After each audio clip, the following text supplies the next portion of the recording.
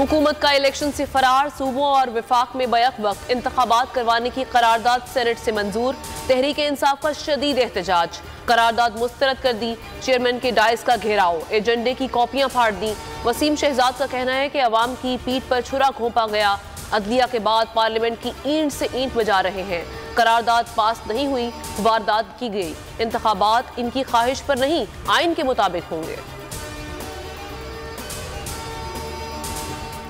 PDM हुकूमत की 2 नंबरियां, शहबाज जरदारी ने 1973 का आइन और सुप्रीम कोर्ट का फैसला मुस्तरद कर दिया। तौहीन अदालत की कार्रवाई से बचने के लिए होशियारी, विफाकी काबीना ने गेंद कौमी असम्बली के कोर्ट में डाल दी। वजीर खजाना ने बिल ऐवान में पेश किया। स्पीकर का भी ताकीरी हरबा, बिल कामा कमेटी को भिजवा दिया। कौमी असम्बली की करारदाद के बाद की सूरत हाल, इमरान खान ने सीनियर क़यादत को बुला लिया। अहम इजलास में सियासी सूरत हाल पर मुशावरत की जाएगी। एहतजाजी प्लान पर सीनियर क़यादत से बात करेंगे। हुकूमत ने अदालती हुक्म जूते की नोक पर रखा। आर्टिकल 6 के तहत मुकदमा हो सकता है। फवाद चौधरी की वार्निंग, कहा करारदाद मंजूर करने वालों के खिलाफ कार्रवाई कर रहे हैं। 42 अरकान के खिलाफ आर्टिकल 68 के खिलाफ वर्जी पर कार्रवाई की जाएगी। निगरान वजीर आला पंजाब के खिलाफ तौहीन अदालत की दरखास्त दे रहे हैं। केपी इलेक्शन से मुतालिक दायर दरख्वास्त वापस लेने का फैसला, तहरीक इंसाफ ने सुप्रीम कोर्ट में दरख्वास्त दायर कर रखी है। दरख्वास्त वापसी के लिए रजिस्ट्रार ऑफिस में तहरीरी दरख्वास्त दी जाएगी। केपी इलेक्शन से मुतालिक दरख्वास्त का ताहाल रजिस्ट्रार ने नंबर नहीं लगाया। तहरीक इंसाफ ने SHO आमिर शहजाद की अचानक मौत की तहकीकात का मुतालबा कर दिया। इमरान खान कहते हैं SHO ने वजीराबाद कातिलाना हमले की FIR दर्ज कराई थी। वो साजिशों को बेनकाब करने में अहम गवाह थे। बगावत पर उकसाने, दहशतगर्दी की दिफात के तहत दर्ज मुकदमात। अली अमीन गंडापुर का 1 रोज़ा जिस्मानी रिमांड मंजूर। ATC का रिमांड से कबल तिब्बी मुआयना कराने का हुक्म।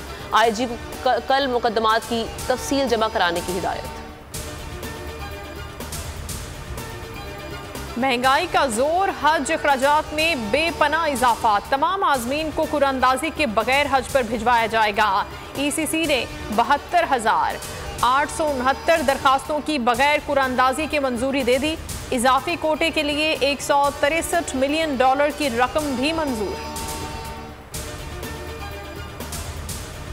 बज़ाहिर लगता है कि DHA वालों ने आधे कराची पर कब्जा कर रखा है। तुरम खान बनते हैं और अपने मकीनों को पानी फराहम नहीं करते। सिंध हाई कोर्ट, DHA और कैंटोनमेंट बोर्ड क्लिफ्टन हुकाम पर बरहम। रिमार्क्स ये कि ज्यादती के खिलाफ आवाज उठाने वालों को खामोश करा दिया जाता है। मुतालिका इलाकों में पानी फराहम करने का हुक्म। 26 अप्रैल को तफसीली रिपोर्ट तलब।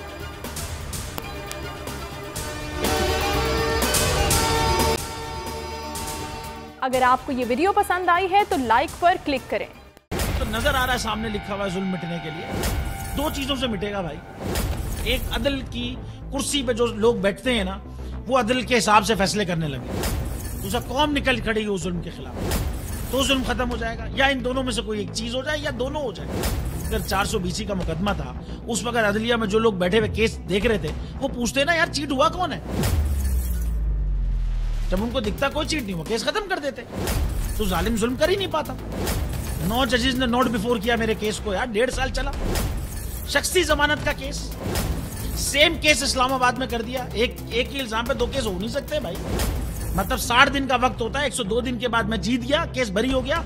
102 दिन के बाद अपील फाइल की, एक्सेप्ट कर ली। नहीं करते ना एक्सेप्ट, खत्म हो जाता ना जुल्म यार।